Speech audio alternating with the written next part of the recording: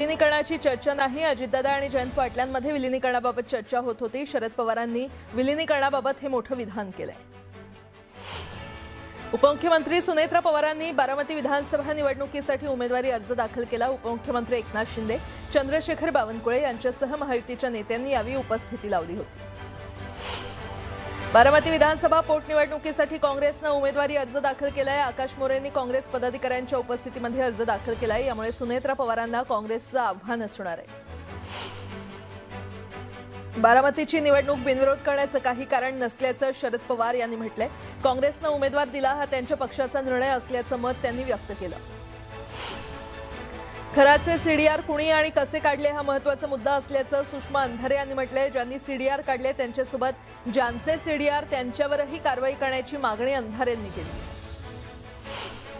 नाशिकमधील काही बड्या पोलिसांचे इनपुट दिलेत. खरात प्रकरणात वरिष्ठ पोलिसांचा संबंध आहे का याचा तपास गरजेचा असल्याचं अंधारे यांनी म्हटलंय. पुरावे नष्ट केल्यास जबाबदार कोण असा सवाल देखील अंधारेंनी विचारला. भोंदू खरात विरोधात ईडीनं फास आवळलाय. महाराष्ट्र सरकारच्या चौकशीच्या मागणीनंतर आर्थिक व्यवहारांची देखील चौकशी करण्यात येणार आहे. खेरवाडी पोलीस स्टेशनमध्ये मनसे कार्यकर्ते आणि पोलिसांमध्ये वाद झाला. आर्किटेक्ट कॉलेजच्या घोटाळ्याबाबत एफआयआर नोंदवण्यास नकार दिल्यामुळे कार्यकर्ते आक्रमक झाले. मुंबईतील गोराई बीचवर बेकायदेशीर घोडागाडी आणि बैलगाडी शर्यतीचं आयोजन केल्याचा आरोप करण्यात आलाय. या प्रकरणात गोराई पोलिसांकडून गुन्हा दाखल करण्यात आलाय. धाराशिवच्या भूम तालुक्यातील शेतकऱ्यांनी रास्ता रोको आंदोलन केलं. महावितरण विभागाचा ढिसाळ कारभार असल्याचा आरोप करण्यात आला. तातडीनं वीजपुरवठा सुरळीत करण्याची मागणी यावेळी करण्यात आली. मुंबईत मनराज प्रतिष्ठानतर्फे मा शिला क्लिनिकच्या 4थ्या वर्धापन दिन साजरा करण्यात आला आणि यावेळी 1000 आशा सेविकांचा सन्मान करण्यात आला. सोहळ्यात गरजूंची मोफत वैद्यकीय तपासणी करून औषध वाटपही करण्यात आलं. पुण्यातील कथित लैंगिक अत्याचार प्रकरणात अटक करण्यात आलेल्या ऋषिकेश वैद्य याला लष्करी न्यायालयानं 14 दिवसांची न्यायालयीन कोठडी सुनावलेली आहे. तपासादरम्यान आरोपीकडून 5 मोबाईल फोन, व्हिडिओ, फोटो आणि चॅटिंगची माहिती अत्यंत महत्त्वाची असल्याचं पोलिसांनी न्यायालयात सांगितलं. धुळ्यामध्ये घरगुती एलपीजी गॅसच्या समस्येकडे लक्ष वेधण्यासाठी वंचित बहुजन आघाडीच्या वतीनं अनोखं आंदोलन करण्यात आलं. यावेळी वंचित बहुजन आघाडीच्या वतीनं शहरातील डॉक्टर बाबासाहेब आंबेडकर पुर्णाकृती पुतळ्याजवळ चुलीवर स्वयंपाक करून गॅस टंचाईचा निषेध करण्यात आला.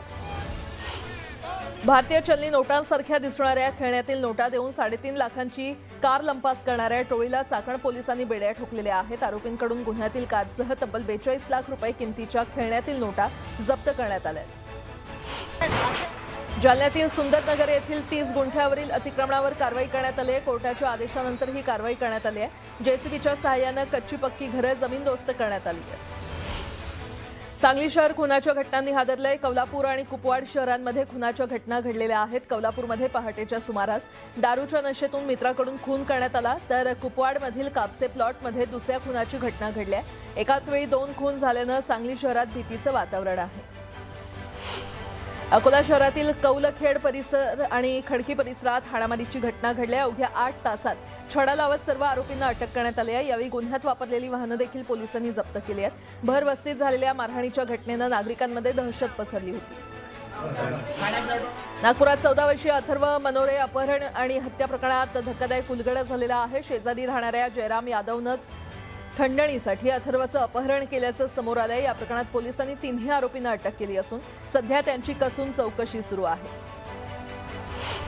भूम तालुक्यातील शिंचपुरात अक्षय ढगे नावाच्या शेतकऱ्याची 1.5 एकर बाग पावसामुळे उद्ध्वस्त झाली होती. आमदार तानाजी सावंत यांनी न्यूज 18 मराठीची बातमी पाहताच शेतकऱ्याला तातडीनं 1.5 लाखांची मदत केली आहे.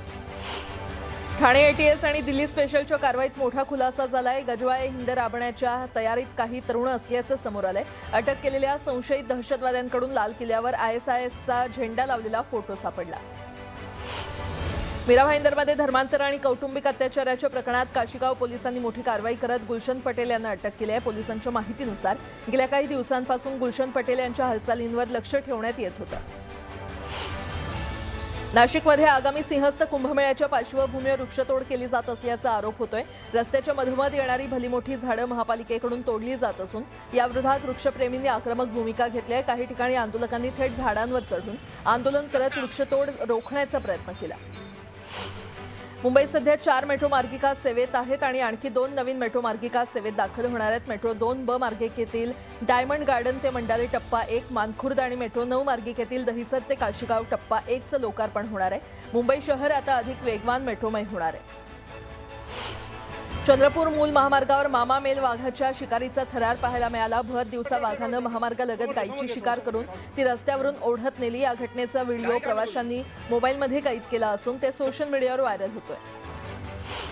लातूर जिल्ह्यातील निलंगा शहराला पाणीपुरवठा केला जाणाऱ्या मागणी धरणाची पाईपलाईन किल्लारी इथे फुटल्यानं पाण्याचा मोठा अपव्यय झालाय।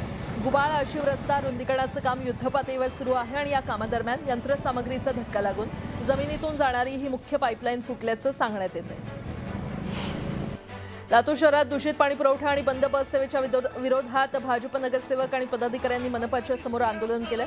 नागरिकांना मूलभूत सुविधा मिळत नसल्याचा आरोप करत आंदोलनकर्त्यांनी आरोग्य आणि बस सेवेबाबत तीव्र नाराजी व्यक्त केली। गेल्या काही दिवसांपासून मुंबईच्या किमान तापमानात वाढ नोंदवली जाते, मात्र सोमवारी मुंबईतील किमान तापमानात रविवारच्या तुलनेत 3 अंशांनी घट नोंदली गेली। त्यामुळे गेल्या काही दिवसांच्या तुलनेत मुंबईकरांना पहाटे काहीसा गारवा अनुभवायला मिळाला। तसंच सध्या शहरात रात्रीच्या वेळी देखील गार वारे वाहत असल्यानं दिलासा मिळतोय।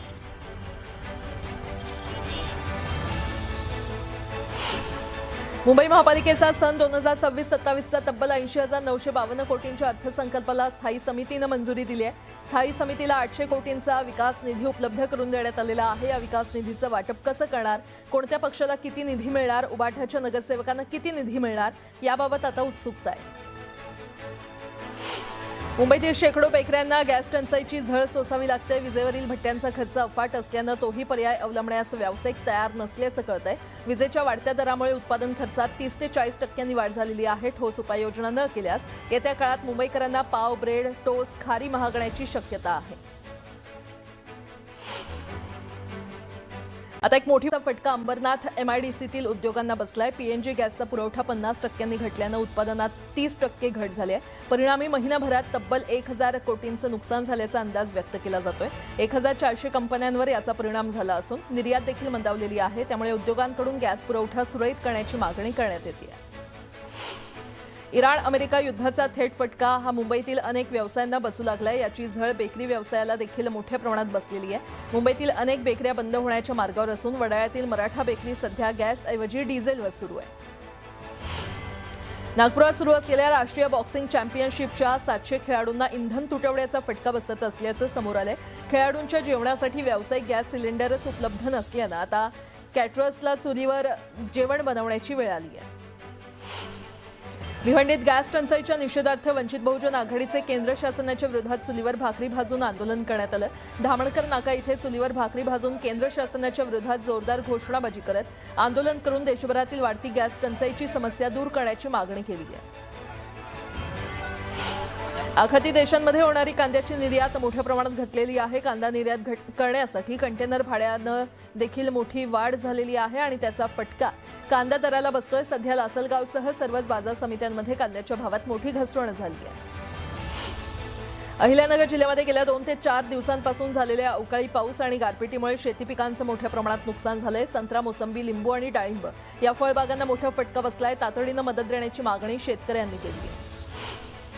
कोकणातील काजू उत्पादक शेतकरी यंदा मोठ्या संकटात सापडलेले आहेत। अवकाळी पाऊस, उष्णतेची लाट आणि बदलत्या वातावरणामुळे काजू उत्पादनात मोठी घट झाली आहे। बाजारात दर 160 ते 170 रुपये किलो मिळत असला तरी उत्पादन कमी असल्यानं शेतकऱ्यांचं नुकसान होतंय। तातडीनं मदत करण्याची मागणी करण्यात आली आहे। रत्नागिरीचा प्रसिद्ध हापूस आंबा यंदा हाच हापूस आंबा सर्वसामान्यांच्या आवाक्याबाहेर गेलेला आहे। उत्पादनात मोठी घट झाल्यामुळे बाजारात दर गगनाला भिडलेत। 1 डझन हापूससाठी तब्बल 1000 ते 1200 रुपये मोजावे लागत आहेत। जळगाव जिल्ह्यामध्ये अवकाळी पाऊस, वादळी वारा आणि गारपिटीमुळे हजारो हेक्टरवरील पिकांचं मोठं नुकसान झालंय। तातडीनं पंचनामे करून मदतीची मागणी शेतकऱ्यांनी केली आहे। जळगाव तालुक्यातील शिरसोली परिसरात वाढत्या उन्हाचा आणि तापमानाचा फटका आता थेट नागवेल उत्पादक शेतकऱ्यांना बसतोय। दिवसेंदिवस वाढणाऱ्या तापमानामुळे नागवेलची पानं करपलेली आहेत आणि त्यामुळे उत्पादनात मोठी घट होण्याची भीती व्यक्त होते आहे।